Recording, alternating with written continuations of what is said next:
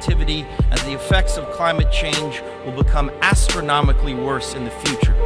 Our planet cannot be saved unless we leave fossil fuels in the ground where they belong.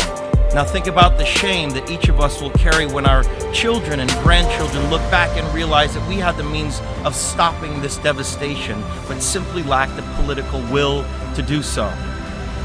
Yes, we have achieved the Paris Agreement.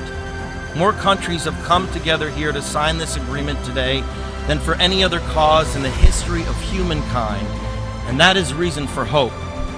But unfortunately, the evidence shows us that it will not be enough. A massive change is required right now, one that leads to a new collective consciousness, a new collective evolution of the human race, inspired and enabled by a sense of urgency from all of you. We can congratulate each other today, but it will mean absolutely nothing if you return to your countries and fail to push beyond the promises of this historic agreement. Now is the time for bold, unprecedented action.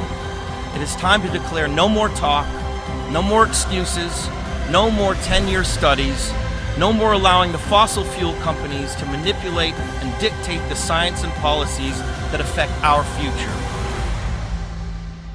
The world is now watching. You will either be lauded by future generations or vilified by them. You are the last best hope of Earth. We ask you to protect it, or we and all living things we cherish are history.